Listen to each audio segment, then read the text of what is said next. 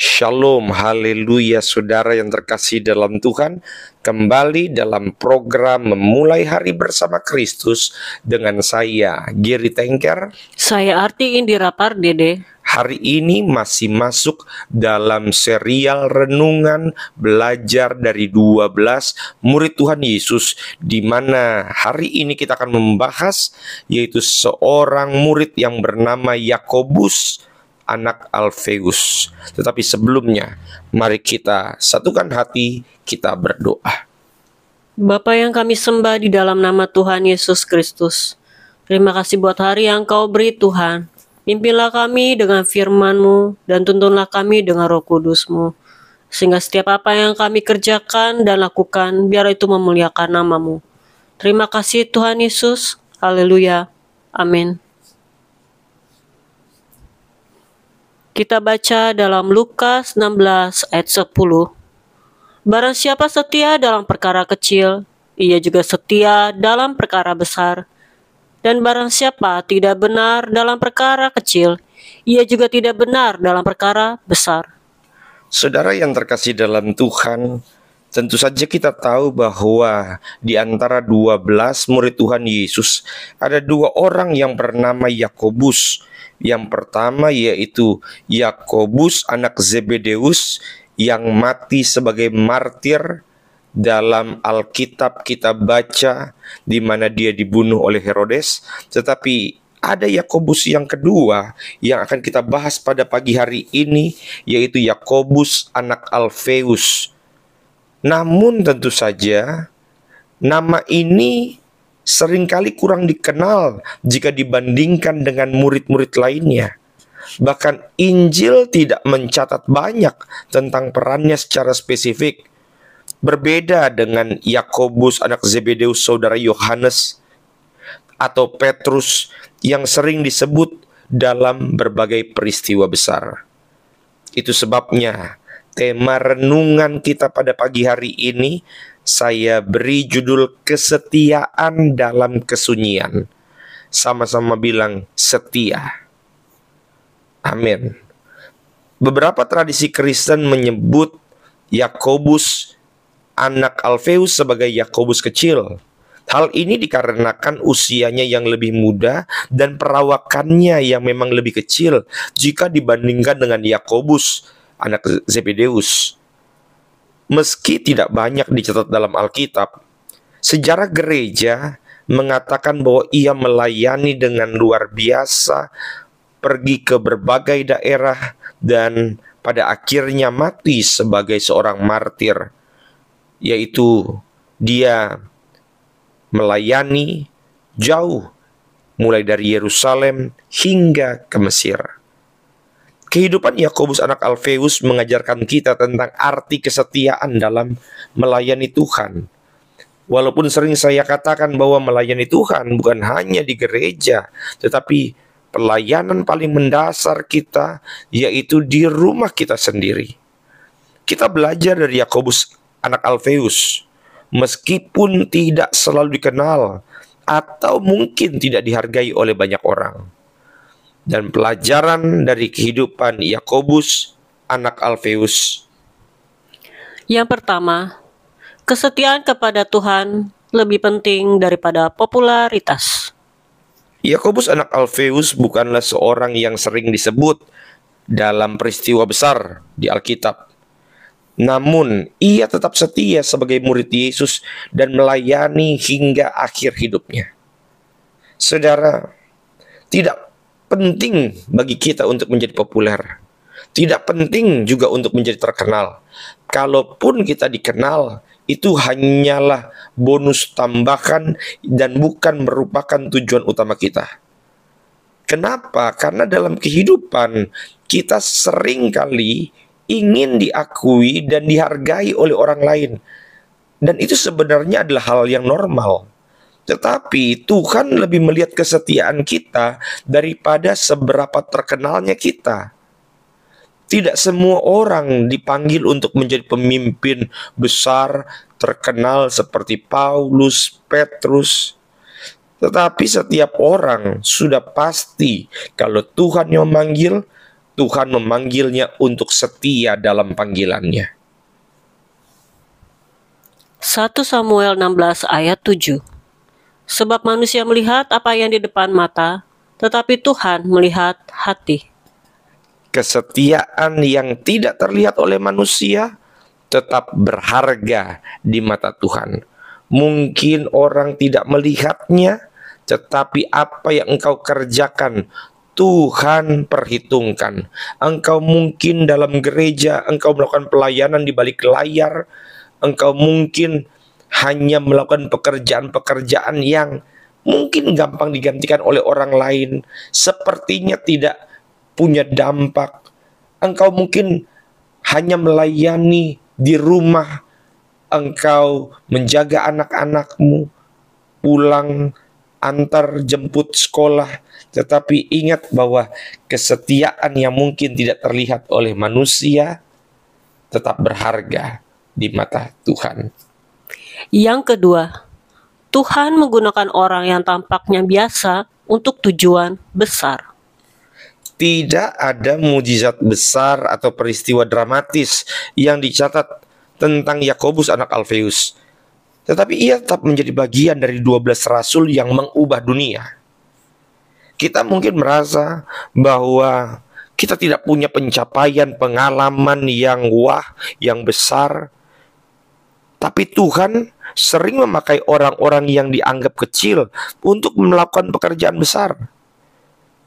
Yang penting, saudara, bukan seberapa besar peran kita di mata manusia, tetapi seberapa setia kita menjalankan tugas yang Tuhan berikan. 1 Korintus 1 ayat 27. Tetapi apa yang bodoh bagi dunia dipilih Allah untuk memalukan orang-orang yang berhikmat, dan apa yang lemah bagi dunia dipilih Allah untuk memalukan apa yang kuat.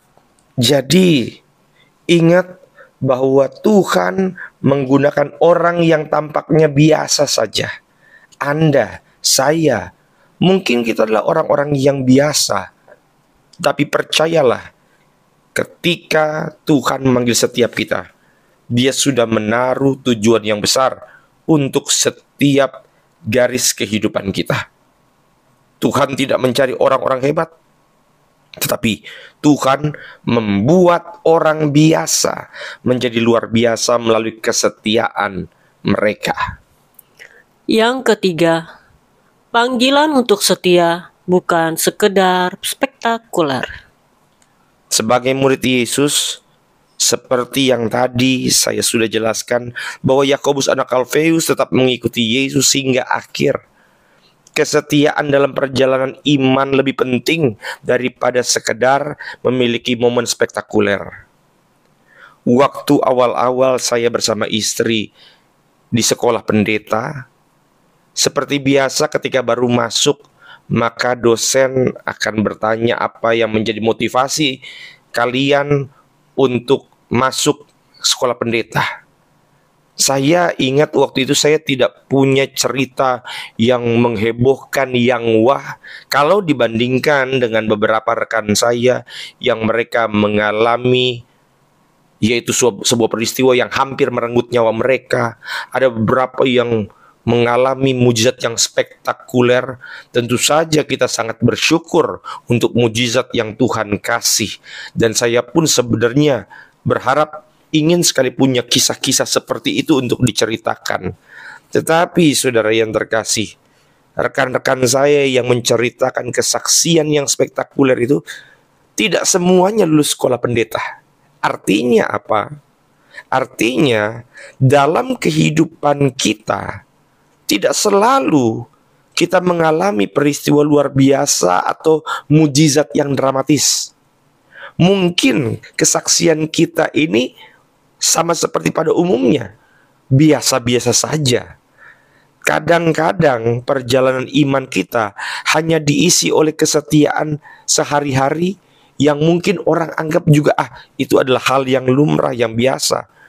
Kita berdoa, membaca Alkitab, melayani dalam hal kecil, tetapi justru dalam kesetiaan itulah kita bertumbuh dan berkenan kepada Tuhan. Matius 24 ayat 13. Tetapi orang yang bertahan sampai pada kesudahannya akan selamat. Tuhan lebih menghargai kesetiaan jangka panjang dibandingkan dengan keberhasilan sesaat. Dan saudara yang terkasih dalam Tuhan, ingat bahwa kesetiaan itulah yang akan membuat kita pada akhirnya bisa terus berjalan dalam rencananya Tuhan. Yang keempat, ketidakterkenalan di dunia tidak berarti ketidakterkenalan di surga. Meskipun nama Yakobus anak Alfeus jarang disebut, tetapi ia adalah bagian dari 12 murid yang namanya akan tertulis di dasar Yerusalem baru. Hal itu kita bisa lihat dalam Wahyu 21 ayat 14. Di dunia ini mungkin kita tidak mendapat banyak pengakuan atas apa yang kita lakukan untuk Tuhan. Namun di sorga, Tuhan menghargai setiap pelayanan kita, sekecil apapun itu. Jangan mencari pengakuan manusia, tetapi carilah perkenanan Tuhan. Dalam Wahyu 22 ayat 12, lihatlah, aku datang segera, dan aku membawa upahku untuk membalaskan kepada setiap orang menurut perbuatannya. Dunia mungkin melupakan kita, tetapi Tuhan tidak akan pernah melupakan kita. Saudaraku, hidup Rasul Yakobus anak Alfeus mengajarkan kita bahwa kesetiaan lebih penting daripada popularitas. Tuhan sering memakai orang yang tampaknya biasa untuk bertujuan besar, dan panggilan kita bukan untuk menjadi spektakuler, tetapi untuk setia sampai akhir. Meskipun dunia mungkin tidak mengenal kita, Tuhan melihat setiap tindakan kecil yang kita lakukan untuk kemuliaan-Nya. Apakah Anda masih mau setia kepada Tuhan, bahkan ketika tidak ada yang melihat atau mengakui usaha Anda? Mari kita bersatu di dalam doa. Bapa yang kami sembah di dalam nama Tuhan Yesus Kristus, terima kasih Tuhan untuk kebaikan-Mu, kasih setia-Mu, dan kemurahan-Mu. Pimpinlah kami Tuhan, untuk kami selalu berjalan dalam kebenaran firman-Mu. Untuk kami selalu setia kepada janji-janji-Mu, dan biarlah hidup kami Tuhan hanya memuliakan nama-Mu. Berkatilah suami kami, istri kami, anak-anak kami, dan seluruh keluarga besar kami dimanapun mereka berada. Kasih Tuhan juga menyertai mereka. Pimpinlah kami Tuhan dengan Roh Kudus-Mu sepanjang hari ini. Di dalam nama Tuhan Yesus, kami bersyukur dan berdoa. Amin. Puji Tuhan, saudara yang terkasih, selamat melanjutkan aktivitas kita pada pagi hari ini. Dan jangan lupa untuk memulai hari bersama Kristus. Tuhan Yesus memberkati. Shalom.